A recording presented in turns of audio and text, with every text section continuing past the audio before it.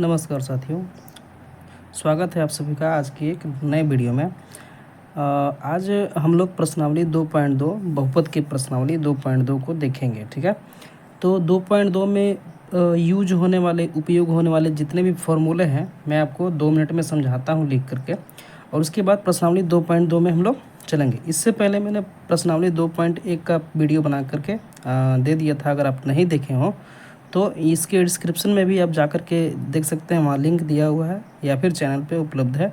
तो चलिए प्रश्नावली 2.2 के सूत्र को देखते हैं, उसके बाद प्रश्नों को बनाना शुरू करेंगे। तो एक्सरसाइज 2.2 के लिए कुछ सूत्र है, जैसे मैं इसका बेसिक बताता हूँ पहले आपको। द्विघात बहुपद में मानक रूप, द्विघात बहुपद का मानक रूप ये होता है ax² plus bx plus c होता है। इसको व्यापक रूप भी कहते हैं। जैसे मान लीजिए मैं आपको ABC समझाता हूँ एक एग्जाम्पल से। जैसे मान लीजिए एग्जाम्पल है 2x² प्लस में 3x प्लस में 5। तो इसमें ABC क्या होगा? x² का जो गुणांक होगा, x² का जो गुणांक होगा वही a होगा। x का जो गुणांक होगा माने पावर 1 वाला का गुणांक होगा उसको b कहेंगे, और जिसमें x नहीं लगा होगा इसको अचर पद भी बोलते हैं, यही c कहलाता है। एक एग्जाम्पल और देखिए, इसमें x² है, x नहीं है, बिना x वाला पद है यानी अचर पद है। तो x² जहाँ होगा उसके पहले वाले को a बोलते हैं, यानी वह इसमें a कितना है 1। b नहीं है, b 0 है क्योंकि x का पद इसमें नहीं है। इसमें लास्ट में अचर पद आया है यानी यह c है। ठीक है, मान लीजिए एक एग्जाम्पल ऐसे रहता, ठीक है, कि 2x प्लस में 5। तो इसमें a b c बताइए। तो a कितना था?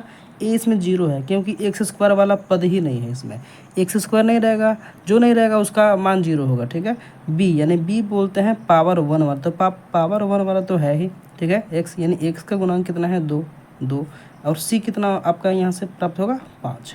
c कितना है 5। ठीक है, चलिए कुछ सूत्र है मैंने लिख दिया है, उसको देखेंगे हम लोग। जैसे मान लीजिए मैंने नोट करके लिख दिया है कि शून्यकों की संख्या, द्विघात बहुपद हम लोग पढ़ रहे हैं, तो द्विघात बहुपद की शून्यकों की संख्या कितनी होती है? 2। ये आपका ऑब्जेक्टिव पूछता है। वीडियो को पूरा अंत तक देखिएगा, बहुत छोटा वीडियो है। तो शून्यकों की संख्या 2 होता है, कौन कौन? Alpha beta. द्विघात बहुपद में, त्रिघात बहुपद में त्रि माने 3 होता है, द्वि मतलब 2 होता है, इसलिए 2 बहुपद 2 शून्यक। त्रिघात यानी कि 3 घात वाला बहुपद है, यानी 3 शून्यक, अल्फा बीटा और गामा। इसमें सिर्फ अल्फा और बीटा। द्विघात बहुपद में क्या क्या होता है? सूत्र क्या क्या होता है? शून्यकों का योग, ठीक है, शून्यकों का योग और शून्यकों का गुणनफल। शून्यक माने सिंपल जो शून्यक है यानी अल्फा बीटा 2 शून्यक है, तो अल्फा बीटा का योग और अल्फा बीटा का गुना। अल्फा बीटा का योग अल्फा प्लस बीटा बराबर माइनस b बटा a होता है। यानी देखिए यहाँ पे हम लोग जो b प्राप्त किए थे और a प्राप्त किए थे और c प्राप्त किए थे ना। तो शून्यकों का गुणनफल c बटा a और योगफल माइनस b बटा a, यह सूत्र होता है। यदि देखिए इसमें एक कंडीशन होता है, यदि अल्फा प्लस बीटा दिया हो यानी शून्यकों का योग दिया हो, ठीक है, और गुणनफल दिया हो, अल्फा इंटू बीटा को गुणनफल कहते हैं ना। तो दिया हो, क्या क्या दिया हो? योगफल दिया हो और गुणनफल दिया हो, तो द्विघात बहुपद निकालने का सूत्र जो होता है यह सूत्र है। यह इंपॉर्टेंट सूत्र है, इसको नोट कीजिएगा।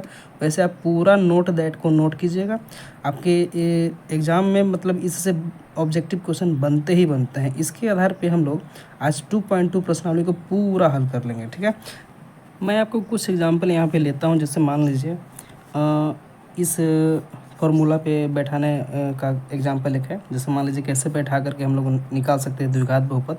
मान लीजिए दिया हुआ है, अगर दिया है कि शून्यकों का योग यानी अल्फ़ा प्लस बीटा दिया हुआ है 1, और दिया है अल्फ़ा इंटू बीटा दिया हुआ है 1, यानी दोनों 1 दिया है, तो द्विघात बहुपद क्या होगा आपको बताना है। ठीक है, इसका ऑब्जेक्टिव भी इसी तरह से पूछता है। ठीक है, तो यानी कि देखिए बहुपद का सूत्र क्या होता है? x²। इसका जब सॉल्यूशन करेंगे तो क्या है?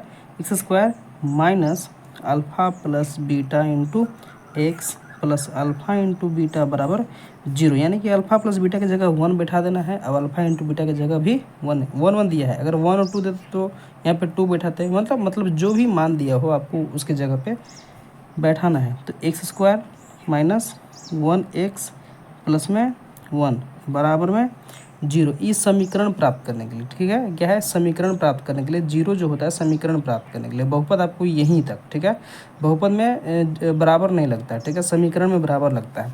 तो आपको मान लीजिए जीरो करके ही बनाना है, जब मान लीजिए बट्टा वाला क्वेश्चन मिल जाएगा तो उसमें जीरो करके ही बनाना होता है। तो सिंपल एक्स स्क्वायर, वन तो छिपा हुआ रहता है यानी कि एक्स प्लस वन, ठीक है, यही आपका द्विघात बहुपद है, द्विघात बहुपद है। अगर समीकरण पूछेगा, समीकरण बताइए तो बराबर जीरो कर दीजिएगा, बराबर जीरो कर दीजिएगा।